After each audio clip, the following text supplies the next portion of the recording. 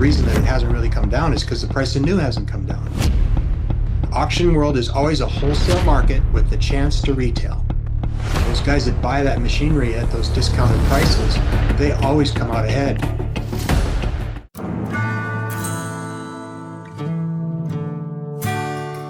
I would tell you that you're absolutely right. This machinery market hasn't done much in terms of you expect it to maybe do a correction on the used market, and it hasn't. And I'm going to point to the single greatest issue with that. And the reason that it hasn't really come down is because the price of new hasn't come down. And, we always talk about equipment, and basically, farm machinery, it's not any different than a rake, a shovel, or a hoe. You need machinery to farm with that to make money. And of course, when it's easy and stuff like that, or when machinery is readily available, or you got your dealers out there, you can do your trading and stuff like that. It makes it easy because you just go to your local dealer. I guess in today's world, everybody got to, when the belt's a little tighter, you got to really tighten up and watch and sharp. And here's another 10,000 foot view that I always tell everybody, and I've been saying it for 45 years. I learned it from my dad. The auction world, whether it's farm machinery or whatever, the auction world is always a wholesale market with the chance to retail. Would you agree, Jason? Oh, 100%. That throws it up right there. You said it exactly. So if you're a producer out there, and it doesn't matter if you're from Alaska or Hawaii or Nova Scotia, when you can buy used machinery and it's available to you and it fits your needs at a chance to buy it at a wholesale price, it just makes perfect sense. And typically speaking, when you get into these environments where all of a sudden there's a few more auction sales, it solves the number one problem that most farmers face when it comes to finding used machinery. You can't find it, right? Mm-hmm. So now all of a sudden we've got some of these auction sales that are out there, and some of this equipment that you would never have seen at auctions before is going to be available to the marketplace. And, we've been through these cycles many times. So those guys that buy that machinery at those discounted prices, they always come out ahead. So I think where I'd go with this now, for discussion purposes, is we talk equipment in a generality, but there's specific equipment and stuff that gets used. So let's talk about air drills. A good friend of mine, Larry Hillworth, posted a question on where we see the market on air drills, and this is nothing that's really changed. This is just the dollars are bigger now.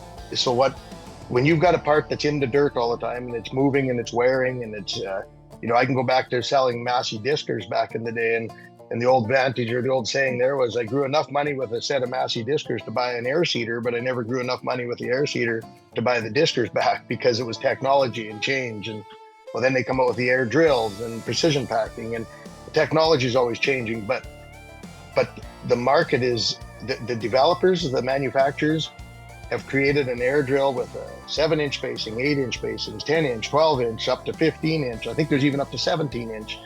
And that Dr. Guy Lafond at Indian Head Research Council did a test on that to see what was the most efficient.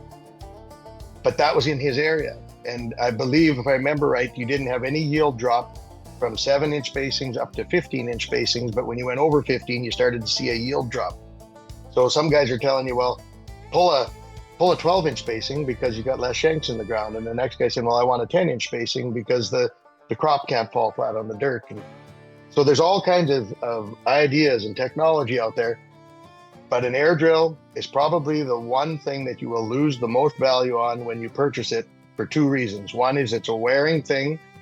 It's in the dirt all the time, much like a potato planter or whatever. And those pieces lose their values. The second reason is technology just changes so fast. So if you have one that's 5 years old and it can't commute to your tractors, and they keep coming out with new technology all the time, and topography maps, and being able to seed with variable rates, and that's why technology in that aspect, the market chases the technology. So new drills will hold values, whereas once they get some age on them, they drop pretty fast. It's utility, isn't it, Jason? And it's that little world that's in every environment, in every industry, obsolescence. And when you bought a 60-foot John Deere drill 15 years ago, and now everybody buys 120-foot Seahawks or 100-foot Seahawks. It's different utility.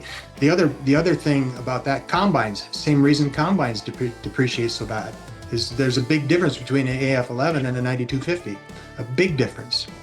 And so, because it goes back to utility, the only thing that never changes is horsepower, right?